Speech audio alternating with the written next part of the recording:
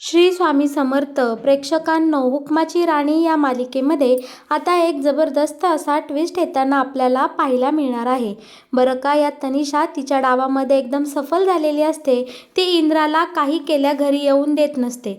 आणि दुसरीकडे महाडिकांच्या बंगल्यावर इकडे राणीची अख्खी मंगळागौर या उर्मिलाने फ्लॉप केलेली असते. अगदी मालतीला खाली पाडून सगळं कुंकवाचं ताट, शकुनाचं ताट इकडे पांगवलं गेलेलं असतं, उधळलं गेलेलं असतं आणि त्याचा सगळा दोष इकडे राणीवर आलेला असतो.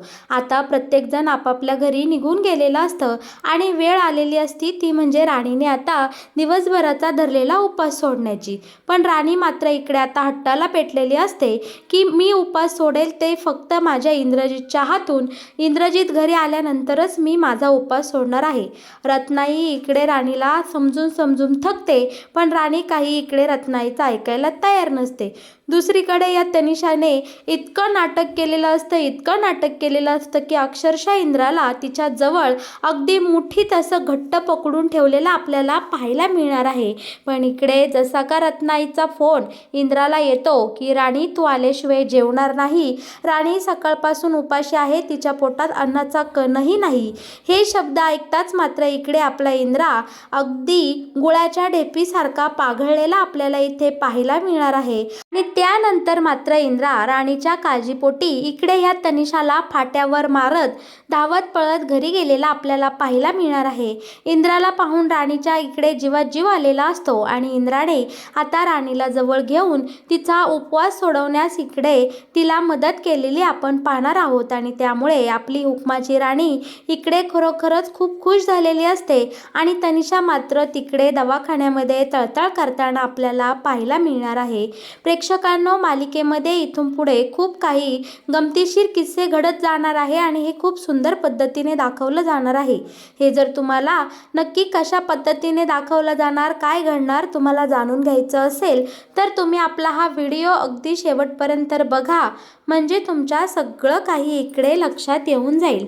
आता इकडे राणी तर खुश झालेली असते आणि इंद्राईला सुद्धा राणीच्या चेहऱ्यावर कडं बघून आता आनंद झालेला असतो, कारण दिवसभरामध्ये घरामध्ये खूप काही घडामोडी घडून गेलेल्या असतात. त्यामुळे बिचारी राणी आज खूप उदास असते असं आपल्या रत्नाईला वाटत असतं. बरं का, इकडे दिवसभराचा सुंदर कार्यक्रम सुरुवातीला चालू झालेला असतो. इकडे छानपैकी राणीची मंगळागौर असते. सगळ्या बायका आलेल्या असतात आणि राणी तर काय अगदी नक्षत्रवाणी सुंदर देखणी एकदम छान दिसत असते. आता राणी इथे येते, सगळ्या बायका राणीचं कौतुक करतात आणि इथे आता मालतीचंही कौतुक सुरू झालेलं असतं की मालतीची सून खूपच सुंदर आणि नक्षत्रवाणी आहे, त्यामुळे तिची नजर तर काढली गेली पाहिजे असं सगळेजण मालतीला बोलत असतात आणि मालतीलाही या गोष्टीचा खूप इकडे आनंद होत असतो. आता छानपैकी राणीला उखाणा घ्यायला लावतात. उखाणा घेतल्यानंतर आता राणीला सगळे इंद्राच्या नावाने चिडवतात, बोलतात की बाई, उखाण्यावाला जर इथं असता तर लाजून लाल झाला असता. आणि राणीलाही या गोष्टीचं खूप कौतुक वाटत असतं बरं का. त्यानंतर छानपैकी इकडे मंगळागौरीचे सण सुरू होतात. राणी छानपैकी सगळ्या खेळांमध्ये अगदी आवर्जून भाग घेत असते आणि सुंदर पद्धतीने राणी खेळ खेळतात हे पाहून तिथं जमलेल्या सगळ्या बायका तिचं कौतुक करत असतात. पण उर्मिलाला मात्र या गोष्टीचं इथे खूप राग येत असतो. या कार्यक्रमामध्ये काहीतरी मनोरंजक झालंच पाहिजे, राणीवर कसलं तरी संकट आलंच पाहिजे या हेतूने आता उर्मिला इथे एक खूप घाणेरडा खेळ खेळताना आपल्याला पाहायला मिळणार आहे. आता तर सगळ्या बायका आणि राणी इकडे छान सुंदर मंगळागौरीचे पारंपरिक खेळ खेळत असतात.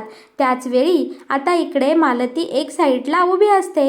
यावर आता मुद्दामून ही उर्मिला मालतीला बोलते की आई, तुम्ही जर म्हाताऱ्या नसत्या ना तर तुम्ही सुद्धा छान खेळ खेळले असते बरं का.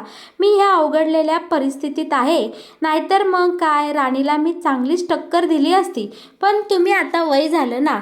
तर मालती बोलते असं काही नाही हा, मी अजूनही छान खेळ खेळू शकते, मला अजूनही खूप सुंदर पद्धतीने फुगडी घालता येते. यावर आता उर्मिला मुद्दामून मालतीला पुढे करते आणि बोलते की आई, होऊन जाऊ द्या, सासूपेक्षा सून एक पाऊल पुढं असं.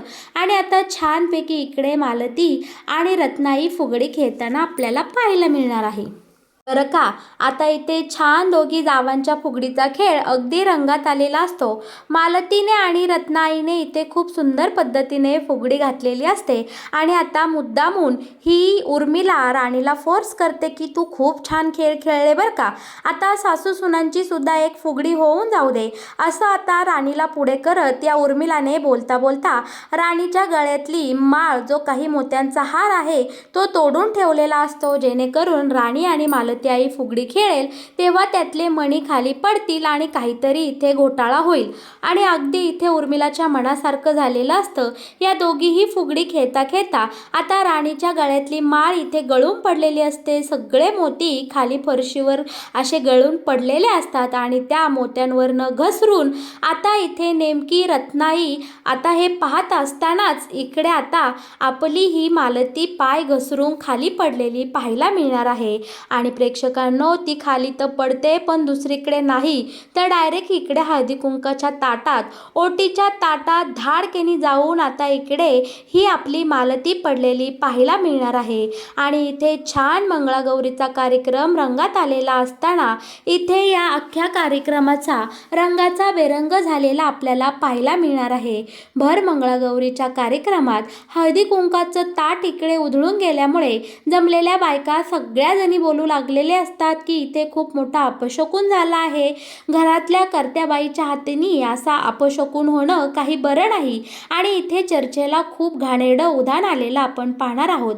आणि आता मुद्दामून भरीसभर म्हणून ही उर्मिला हा सगळा आळ राणीवर टाकते आणि मग काय, इकडे आता मालती राणीला नको नको ते सगळे शब्द बोलून आता इथनं रागारागाने निघून गेलेले आपल्याला पाहायला मिळणार आहे. आणि आपल्या राणीच्या मंगळागौरीची अख्खी वाट या उर्मिलाने इथं लावलेली असते आणि लगेच तिकडे तनिषाला मेसेज करून इथं घडलेला सगळा घाणेरडा प्रकार पोचवलेला आपल्याला पाहायला मिळणार आहे. राणीला आता खूप वाईट वाटत असतं आणि ती अक्षरशः या छान सुंदर कार्यक्रमाच्या दिवशी ढसाढसा रडू लागलेली असते. दुसरीकडे कंपनीमध्ये कामगारांनी न केलेल्या चुकीचं तनिषाने एवढं मोठं भांडवल केलेलं असतं, इतकी मोठी आत्मशक्ती केलेली असते, अक्षरशः धाप लागेपर्यंत तिला त्रास होतोय असं चित्र तिने इंद्रासमोर तयार केलेलं असतं. धाप लागून मला बरं वाटत नाही आणि इंद्रा, तुझा माझ्यावर विश्वास नाही का, अशा इतक्या अतिशयोक्तीमध्ये आता ही तनिषा ॲक्टिंग करत असते आणि इंद्रासुद्धा मूर्खासारखा या तनिषाच्या सगळ्या नाटकाला आता इथे बळी पडलेला असतो. तनिषा जसजशी नाटक करत जाईन तसतसं इंद्रा तिच्या आणखी जवळजवळ गेलेला आपण इथे पाहणार आहोत. गोट्याने मात्र या दोघांचीही ही नाटकं नेहमीप्रमाणे दुरून पाहिलेली असते आणि ज्यावेळी गोट्या इकडे इंद्राच्या केबिनमध्ये यायला निघालेला असतो त्यावेळी मुद्दामून या तनिषा अजूनच इंद्राच्या जवळ गेलेली असते. म्हणजे गोट्या हे सगळं काही पाहिल आणि त्याच्या मनामध्ये गैरसमज होईल आणि तोच कदाचित राणीपर्यंत आमच्या दोघांच्या अफेअरची बातमी पोचवेल असा इकडे या तनिषाचा प्लॅन असतो. आणि अगदी तनिषाचा प्लॅन इकडे वर्कआउट झालेला आपल्याला पाहायला मिळणार आहे. बरं का प्रेक्षकांनो, आता गोट्याने या पुन्हा एकदा या तनिषाला आणि आपल्या इंद्रा सरांना नको त्या अवस्थेमध्ये एकत्र पाहिलेला आपण इकडे पाहणार आहोत. आणि आता मात्र इकडे या गोट्याच्या तळपायाची आग मस्तकात गेलेली असते. इंद्रजित सरांविषयी त्याने पक्क घाणेरडं मत आता इथे बनवून ठेवलेलं आपल्याला पाहायला मिळणार आहे. बरं का, आता रात्र खूप झालेली असते, अगदी सगळ्यांचं जेवण वगैरे आटपलेलं असतं आणि रत्नाई राणीला बोलत असते की अगं राणी, आता तू तुझा उपास सोडून घे बरं, इंद्रा काही घरी येईना त्यामुळे तू हट्ट करू नकोस. तेव्हा राणी बोलते की नाही नाही रत्नाई, मी उपास सोडेल तर हे आल्यानंतरच ह्यांच्या हातूनच मी माझा उपास सोडेल, नाहीतर मी हा उपास सोडणार नाही. आणि लगेच मग उर्मिलाने ही खबर तनिषाला तिकडे पोचवलेली असते. आणि मग काय प्रेक्षकांनो, इकडे लगेच तनिषाचा आजार पराकोटीला गेलेला असतो. कामगारांच्या बोलण्याचं तनिषाला एवढं वाईट वाटलेलं असतं की अक्षरशः आता तनिषाला तिच्या जागेवरनं सुद्धा उठता येत नसतं, अगदी तिला धाप लागत असते. त्यामुळे आपल्या लाडक्या इंद्राने लाडक्या मैत्रिणीला म्हणजे तनिषाला आता हॉस्पिटलाइज केलेलं आपल्याला पाहायला मिळणार आहे. तनिषाला अक्षरशः हॉस्पिटलमध्ये ॲडमिट केलेलं असतं इंद्राने. आणि आता तनिषाच्या सोबत इकडे इंद्रा आता पूर्ण रात्रभर या तनिषासाठी हॉस्पिटल हॉस्पिटलमध्ये बसलेला आपल्याला इकडे पाहायला मिळणार आहे. पण या सगळ्यामध्ये प्रेक्षकांनो इकडे लगेच रत्नाईने आपल्या इंद्राला फोन केलेलं असतं आणि सांगितलेलं असतं की अरे इंद्रा, तू घरी कधी येणार आहेस बाळा? राणी तुझी वाट पाहते, तिला अख्खा दिवसभराचा मंगळागौरीचा उपास सोडायचा आहे. अक्षरशः तिने अन्नाचा कणही प्राशन केला नाही आणि इथे घरी खूप मोठा गोंधळ झालेला आहे. त्यामुळे राणी खूप रडत आहे, ती खूप उदास आहे.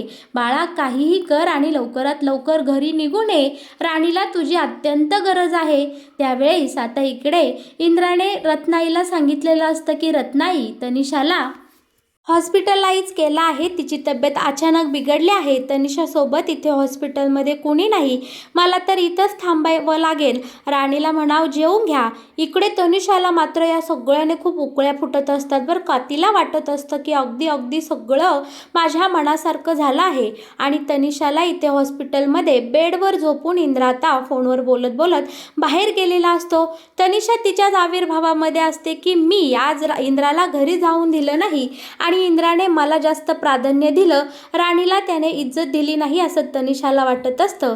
आणि त्याच वेळी नेमका आता अजित इकडे इंद्राला फोन करून बोलतो की दादा, तू असेल त्या परिस्थितीत घरी निघून ये. तनिषा मॅडमसोबत मी तिथे रात्रभर थांबतो, त्यांना काय हवं नको ते सगळं मी पाहीन, पण राणी वहिनीला खरंच तुझी गरज आहे. तू आज घरी येणं तितकंच गरजेचं आहे. प्रेक्षकांनो, हे शब्द ऐकल्यानंतर इंद्राला मात्र आता हॉस्पिटलमध्ये चैन पडत नसते. अजित इंद्राच्या जागी हॉस्पिटलमध्ये बदली म्हणून गेलेला असतो आणि इंद्रा राणीच्या दुःखावर फुंकर मारण्यासाठी तनिषाला फाट्यावर मारत आता घाईघाईने घरी निघून आलेला आपल्याला इकडे पाहायला मिळणार आहे. आणि प्रेक्षकांनो, इंद्रा घरी येताच इकडे राणीच्या दुःखाचा बांध अनावर झालेला असतो. इंद्रा आल्या आल्या राणी त्याला घट्ट मिठी मारते आणि घरी जो काही प्रकार घडला तो सगळा रडत रडत सांगते. आता मात्र इकडे राणीला राहावेनासं झालं असतं, तिला खूप वाईट वाटत असतं आणि घडलेलं सगळं आता तिने इंद्राला सांगितलेलं असतं. आपला इंद्रा आता इकडे राणीची समजूत घालतो, बोलतो की झालं गेलं विसरून जा, झालं ते झालं, आता या गोष्टीवर जास्त चर्चा करण्यात काही अर्थ नाही राणी, असं आता इंद्रा इथे बोलू लागलेला असतो. आणि प्रेक्षकांनो, आता इंद्राने आपल्या राणीची खूप सुंदर पद्धतीने इकडे समजूत घातलेली असते आणि राणीचे डोळे पुसून राणीला अगदी प्रेमाने जवळ घेतलेलं आपल्याला इथे पाहायला मिळणार आहे. त्यामुळे कुठेतरी राणीचं मन थोडं शांत झालेलं असतं, पण बिचारीच्या पदरात पुन्हा एकदा पुढे जाऊन एक दुःख, एक नवीन संकट वाढून ठेवलेलं आपल्याला पाहायला मिळणार आहे बरं का. इकडे आता राणीला गोट्याने सुद्धा बोलवलेलं असतं, ते सुद्धा भेटायला. आणि गोट्या आता राणीला येणाऱ्या काही भागांमध्ये सगळं इंद्रा बाबतीतलं आणि तनिषाचं सगळं जे काही सत्य आहे ते सांगताना आपल्याला पाहायला मिळणार आहे. आणि त्यानंतर राणी इंद्राच्या आयुष्यात पुन्हा एकदा नव्या संकटाची नांदी येताना आपण पाहणार आहोत. यांच्या दोघांच्याही संसारात आता अनेक दुःख आणि संकट पुन्हा एकदा येणार आहे आणि या सगळ्या दुःखाचं आणि संकटाचं एकमेव कारण असणार आहे ती म्हणजे ही तनिषा देशमुख.